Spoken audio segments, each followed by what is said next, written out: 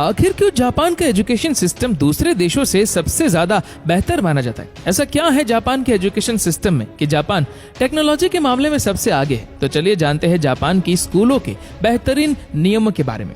दोस्तों, जापान में स्कूल का टाइम सुबह 8:30 बजे से शुरू होता है और सभी को टाइम पर पहुंचना जरूरी होता है। अगर स्टूडेंट 5 मिनट लेट हो जाता है तो उसे 1 सप्ताह तक जल्दी आकर अपनी क्लास की साफ सफाई करनी पड़ती है और यही उसकी सजा होती है। साथ ही जापान के स्कूलों में जो भी चीज सिखाई जाती है वो हर चीज प्रैक्टिकल करके ही समझाई जाती है। यहाँ पर सभी बच्चे सभी चीजों को प्रैक्टिकल करके ही सीखते हैं, इसीलिए यहाँ के लोग सबसे ज्यादा इनोवेटिव माने जाते हैं। जापान के स्कूलों में छात्रों के लिए लंच के लिए एक ही मेन्यू सेट किया जाता है। वहाँ स्कूल लंच भी एक तय सिस्टम के हिसाब से ही बनाया जाता है। यहाँ पर न्यूट्रिशन को ध्यान में रखते हुए खाना बनाया जाता है। साथ ही सभी बच्चों को खाने से पहले प्रार्थना भी करवाई जाती है। ऐसा करने के पीछे जापान के लोगों का मानना है कि अन्न का बगाड़ कभी ना करें और इसके बाद सभी स्टूडेंट खाना शुरू करते हैं। साथ ही यहाँ के सभी टीचर्स और प्रिंसिपल्स भी यही खाना खाते हैं। इस तरह का नियम बच्चों में पारिवारिक वैल्यू स्थापित करने के लिए बनाया गया है।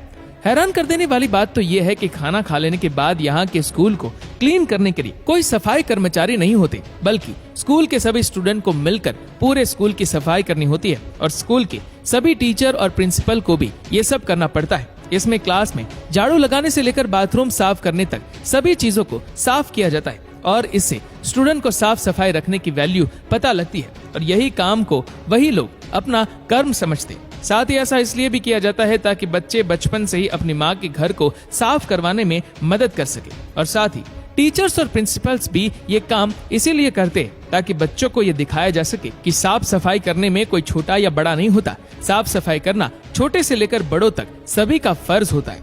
साथ में स्कूलों में बच्चों को ये भी सिखाया जाता है कि लोगों के साथ बातचीत कैसे करें, लोगों का मान सम्मान कैसे रखें और अपने भगवान को याद जरूर करें। जापान में स्कूलों में ही बड़ों के सामने झुकने के लिए प्रेरित किया जाता है और ये स्कूल आते जाते वक्त करना जरूरी होता है। साथ ही जापान के सभी स्कूलों में सैटरडे और संडे छुट्टी भी रखी जाती है और सभी बच्चे सैटरडे और संडे अपने परिवार के साथ पूरा दिन अच्छे से वक्त बिताते हैं। साथ ही जापान में न्यू ईयर एक काफी इम्पोर्टेंट त्योहार है। आपको ये जानकर हैरानी होगी कि न्यू ईयर के दिन आपको सड़कों पर तो क्या कहीं पर भी कोई भी लोग दिखाई नहीं देंगे, क्योंकि सभी लोग न्यू ईयर पर अपने परिवार के साथ मनाते हैं। वहाँ सब समझते हैं कि परिवार एक व्यक्ति के जीवन का सबसे सुंदर उपहार है। वहाँ पर हर कोई अपने से सामने वाले व्यक्ति के साथ आदर और सम्मान से बात करते हैं। वहाँ सबको अभिवादन के साथ बुलाया जाता है। ये सब इन बच्चों को स्कूल में ही सिखाया जाता है। अब जानकर हैरान रह जाएंगे कि जापान के स्कूलों में 10 साल तक कोई भी एग्जाम नहीं लिया जाता। ऐसा इसलिए किया जाता है क्योंकि जापान के स्कूलों में ज्ञान से ज्यादा सभ्यता सिखाना जरूरी समझा जाता है। वहाँ ये माना जाता है कि स्कूल के पहले कुछ साल सिर्फ बच्चे के डेवलपमेंट पर ध्यान देना चाहिए, जिससे उसके अंदर अच्छे संस्कार डाले जा सके।